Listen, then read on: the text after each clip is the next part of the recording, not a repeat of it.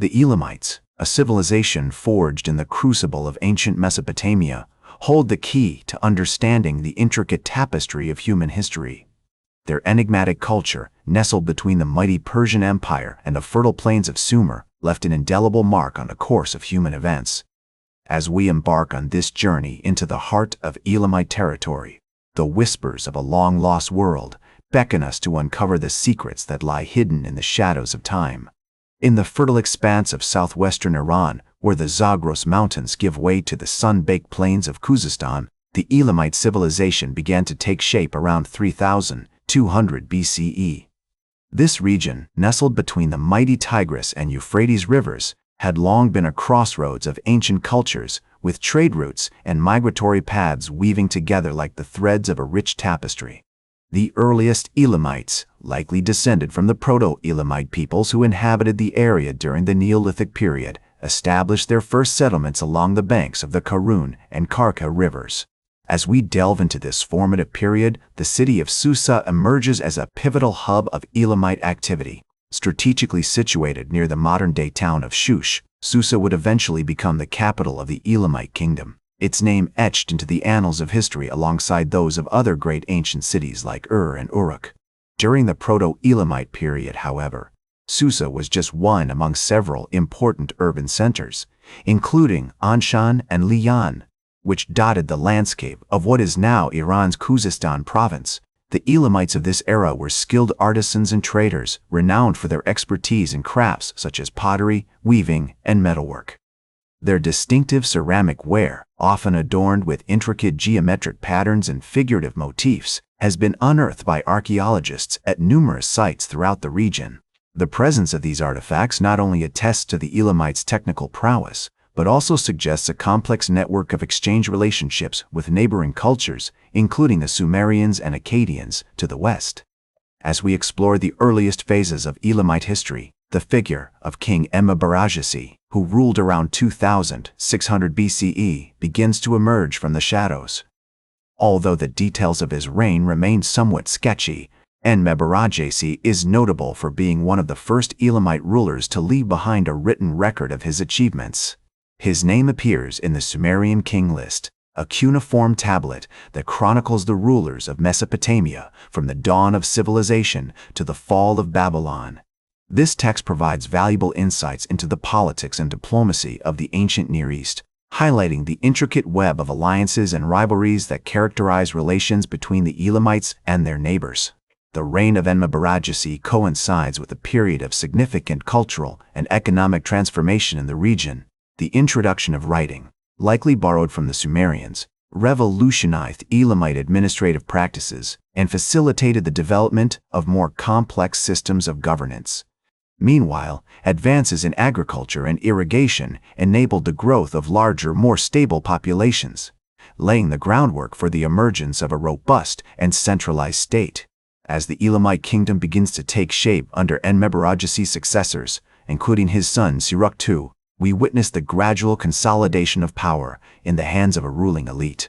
This process is marked by the construction of imposing architectural monuments, such as the Susa Acropolis, which served both practical and symbolic purposes, demonstrating the wealth and authority of the Elamite rulers to their subjects and foreign dignitaries alike. The early history of the Elamites is also characterized by a deep-seated reverence for the divine. Their pantheon of gods and goddesses, including the great deity Inshushinak, patron of the city of Susa, played a central role in shaping the spiritual and cultural landscape of Elamite society. The rituals and myths associated with these deities have been preserved in fragments of cuneiform texts and iconographic representations on pottery, seals, and other artifacts, offering glimpses into the intricate cosmology and worldview of the Elamites. As the Elamite kingdom continued to evolve, the worship of Inshushinak and other deities remained a vital component of their spiritual identity.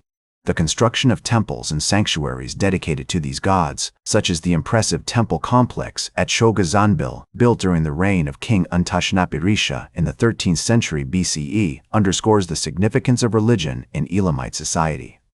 This magnificent structure, with its imposing ziggurat and intricate network of chambers and courtyards, served not only as a center of worship but also as a symbol of the king's power and devotion to the divine.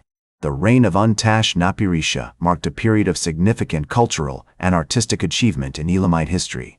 The king's extensive building projects, which included the construction of temples, palaces, and other monumental architecture, were often decorated with intricate sculptures, reliefs, and inscriptions that showcased the advanced craftsmanship of Elamite artisans. One notable example is the famous Stele of Untashnapirisha, a beautifully carved stone monument that commemorates the king's military victories and spiritual achievements.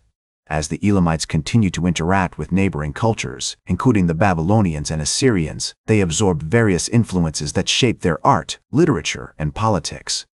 The introduction of new technologies, such as the use of iron tools and weapons, also had a profound impact on Elamite society, enabling the development of more sophisticated agricultural practices and military tactics. The kingdom's strategic location, situated at the crossroads of major trade routes, facilitated the exchange of goods, ideas, and cultural practices with other civilizations, further enriching the complex tapestry of Elamite culture. The Elamite kingdom's relations with its neighbors were often marked by a delicate balance of power, with periods of cooperation and diplomacy punctuated by episodes of conflict and rivalry. The reign of King Shutruk Nahunte I, who ruled in the 12th century BCE, is notable for his military campaigns against the Babylonians, which resulted in the capture of the Babylonian king Nebuchadnezzar I. This significant victory not only demonstrated the military prowess of the Elamites, but also highlighted their growing influence in the region. The cultural and artistic achievements of the Elamites during this period are exemplified by the discovery of numerous artifacts, including sculptures, pottery, and jewelry, which showcase the kingdom's advanced craftsmanship and aesthetic sensibilities. The famous Treasure of Susa, a collection of exquisite gold and silver objects discovered in the ancient city of Susa, is a testament to the Elamites' mastery of metallurgy and their love of luxury and ornamentation. As the Elamite kingdom continued to flourish under the rule of Shutruk Nahunta I, its relations with neighboring powers became increasingly complex. The king's military campaigns against the Babylonians had established Elam as a major force in the region, but they also created new challenges and rivalries. One of the most significant consequences of these campaigns was the influx of Babylonian prisoners and artisans into Elam who brought with them new skills, ideas, and cultural practices. One notable example of this cultural exchange is the introduction of Babylonian astronomical knowledge to Elam.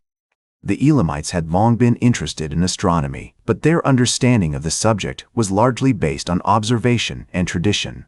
With the arrival of Babylonian scholars, however, they gained access to a more sophisticated system of astronomical knowledge, including detailed records of celestial events and mathematical models for predicting planetary movements. The impact of this cultural exchange can be seen in the construction of new temples and observatories in Elam, such as the temple complex at Choga Zanbil, which featured an impressive ziggurat and a network of chambers and courtyards dedicated to the worship of Inshushinak and other Elamite deities. The architecture of these buildings reflects a blend of Elamite and Babylonian styles, with intricate carvings and sculptures depicting mythological scenes and astronomical motifs. The reign of Shutruk Nahunte I also saw significant developments in Elamite art and literature. The king was a patron of the arts, and his court attracted scholars, poets, and musicians from all over the ancient Near East. One notable example of Elamite literature from this period is the Stele of Shutruk Nahunte, which commemorates the king's military victories and spiritual achievements in elaborate detail. The Stele is a masterpiece of Elamite art, featuring intricate carvings and inscriptions that showcase the kingdom's advanced craftsmanship and aesthetic sensibilities. The text itself is a rich source of information about Elamite culture and society, providing insights into the kingdom's politics, religion, and social hierarchy. It also reflects the king's deep-seated reverence for the divine, with elaborate descriptions of his rituals and offerings to Inshushinak and other deities. As the Elamite kingdom continued to evolve, its relations with neighboring powers remained a major factor in shaping its culture and society. The kingdom's strategic location, at the crossroads of major trade routes, made it a hub of cultural exchange, with merchants, diplomats, and travelers from all over the ancient Near East passing through its cities and towns. This cultural exchange had a profound impact on Elamite art, literature, and politics, as the kingdom absorbed new ideas, technologies, and practices from its neighbors. One notable example of this cultural exchange is the introduction of Assyrian influence to Elam during the reign of Shutruk-Nahunte's successor, Kutir-Nahunte III. The Assyrians had long been a major power in the region, and their influence can be seen in the art, architecture, and literature of Elam during this period. The kingdom's artisans began to adopt Assyrian styles and motifs, incorporating them into their own unique aesthetic. The reign of Kutir-Nahunte III also saw significant developments in Elamite politics, as the kingdom faced new challenges and rivalries from its neighbors. The king's military campaigns against the Assyrians and Babylonians were marked by a series of victories and defeats, which ultimately led to the signing of a peace treaty with the Assyrian king, Tiglath-Pileser III.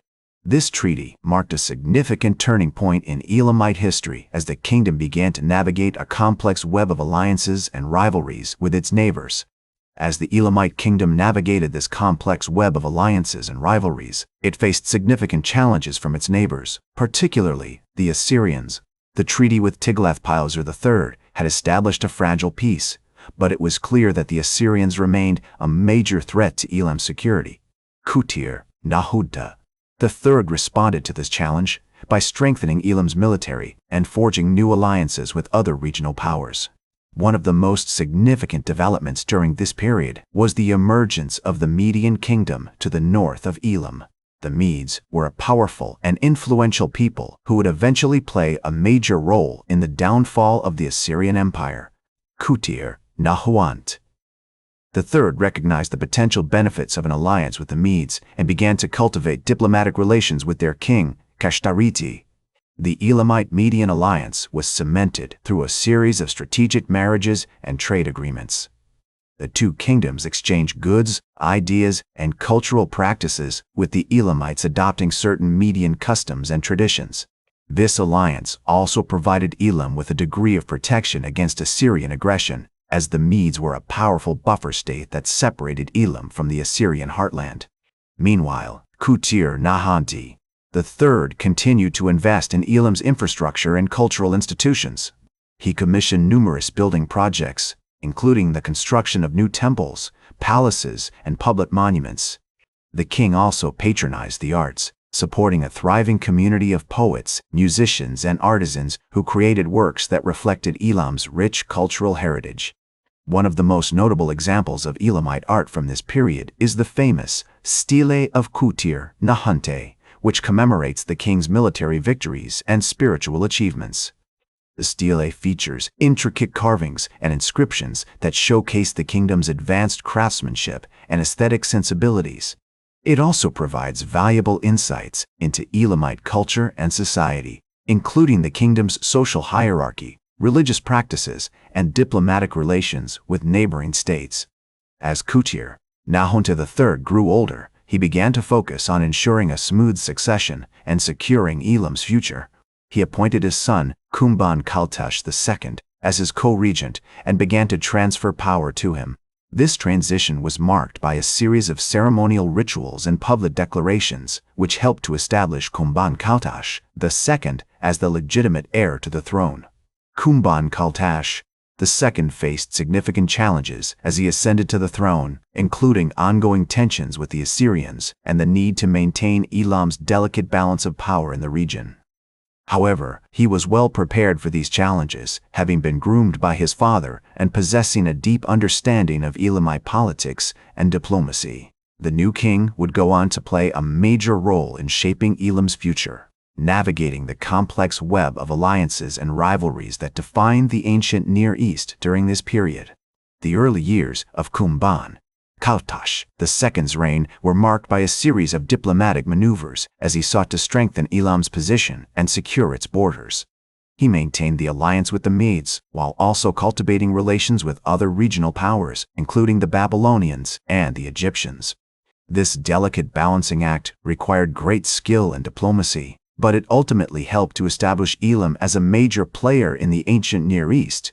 One of the most significant events during Kumban-Kaltash II's reign was the Assyrian invasion of Elam, led by the powerful king Sennacherib. The Assyrians had long been a threat to Elam's security, and this invasion marked a major escalation of tensions between the two kingdoms. Kumban-Kaltash II responded to the invasion by mobilizing Elam's military and rallying his allies, including the Medes and the Babylonians. The war between Elam and Assyria was brutal and devastating, with both sides suffering heavy losses. However, the Elamites ultimately emerged victorious, having successfully defended their kingdom against the Assyrian invaders. This victory marked a significant turning point in Elam's history, as it secured the kingdom's independence and established its position as a major power in the ancient Near East.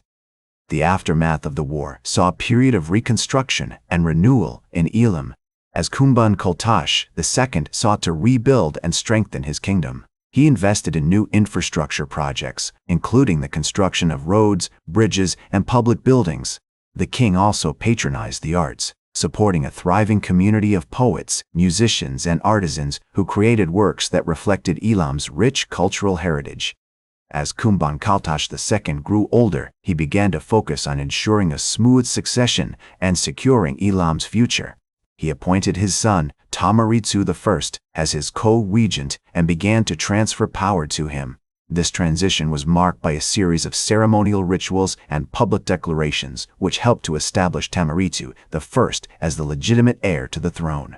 Tamaritsu I faced significant challenges as he ascended to the throne, including ongoing tensions with the Assyrians and the need to maintain Elam's delicate balance of power in the region. However, he was well prepared for these challenges, having been groomed by his father and possessing a deep understanding of Elamite politics and diplomacy. The new king would go on to play a major role in shaping Elam's future, navigating the complex web of alliances and rivalries that defined the ancient Near East during this period. The early years of Tamaritsu I's reign were marked by a series of diplomatic maneuvers as he sought to strengthen Elam's position and secure its borders. He maintained the alliance with the Medes, while also cultivating relations with other regional powers, including the Babylonians and the Egyptians. This delicate balancing act required great skill and diplomacy, but it ultimately helped to establish Elam as a major player in the ancient Near East. As Tamaritsu I navigated the complex world of ancient Near Eastern politics, he faced numerous challenges and opportunities. The kingdom of Elam was at the height of its power and influence, with a strong military, a thriving economy, and a rich cultural heritage. However, the kingdom also faced significant threats, including the ongoing rivalry with Assyria and the rise of new powers in the region. Despite these challenges, Tamaritsu I remained committed to his vision for Elam's future, seeking to maintain the kingdom's independence and security while also promoting its culture and prosperity. He invested in new infrastructure projects, patronized the arts, and supported a thriving community of scholars and intellectuals who helped to advance Elamite knowledge and understanding. As the years passed, Tamaritsu I became increasingly respected as a wise and effective leader, known for his diplomatic skills, his military prowess, and his commitment to Elam's cultural heritage. He played a major role in shaping the kingdom's future, navigating the complex web of alliances and rivalries that defined the ancient Near East during this period. As Tamaritsu I continued to navigate the complex world of ancient Near Eastern politics, he faced a significant challenge from the rising power of the Achaemenid Empire under Cyrus the Great. In 550 BCE, Cyrus launched a campaign against the Median Empire, which had long been a key ally and trading partner for Elam. The Medes were quickly defeated, and Cyrus turned his attention to the conquest of Lydia and Babylon. Tamaritsu I recognized the threat posed by the Achaemenid Empire and sought to maintain good relations with Cyrus, while also protecting Elam's independence and security. He sent diplomatic missions to the Achaemenid court, including a delegation led by his son, Humban-Nikash, who was well-versed in the languages and customs of the region. Despite these efforts, Elam eventually became a vassal state of the Achaemenid Empire, with Tamaritsu I being forced to acknowledge Cyrus's suzerainty. However, Elam was allowed to maintain a significant degree of autonomy, with its own governors and administrators responsible for collecting taxes and maintaining order. Under Achaemenid rule, Elam experienced a period of cultural and economic flourishing, with the city of Susa becoming an important center of trade and learning. The Achaemenids also invested in infrastructure projects, including the construction of roads, bridges, and canals, which helped to facilitate commerce and communication throughout the region. As the Achaemenid Empire expanded, Elam played a key role in the administration of the empire's vast territories. Elamite governors and administrators were appointed to oversee the provinces of Babylon, Lydia, and other conquered territories, and Elamite merchants and traders dominated the trade routes between the east and the west. One notable example of an Elamite administrator is Gobryas, who served as governor of Babylon under the Achaemenid king Darius I. Gobryas was responsible for collecting taxes, maintaining order, and overseeing the construction of public buildings and infrastructure projects in the province. He also played a key role in the administration of justice, with several tablets from the period recording his decisions in cases involving trade disputes, property rights, and other matters. As the Achaemenid Empire reached its peak under Darius I, Elam continued to thrive as a cultural and economic center. The city of Susa became one of the empire's most important cities, with a diverse population of Elamites, Persians, Babylonians, and other ethnic groups. The city was also an important center of learning, with scholars and intellectuals from throughout the empire coming to study and translate the works of ancient Mesopotamian sages.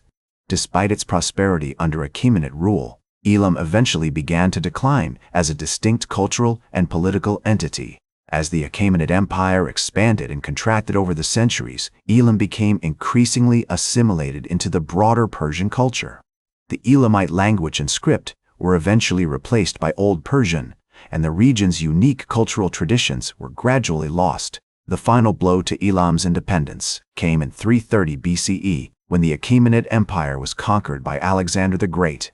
The city of Susa was captured by Alexander's forces, and the region was incorporated into the Macedonian Empire. Although Elam continued to exist as a geographical entity, its distinct cultural and political identity was lost forever, marking the end of a rich and complex chapter in the history of the ancient Near East. Their story is one of triumph and tragedy, of conquest and assimilation, yet ultimately, it is a testament to the enduring power of human ingenuity and creativity. As the sands of time continue to shift, the Elamites' contribution to our shared heritage remains a profound reminder that even the most forgotten civilizations can leave behind a lasting impact. Thank you for joining me throughout this historical journey. That's all for today's History with Herodotus. Remember to like, share, and subscribe, and until next time, remember that to understand the present, we must first understand the past.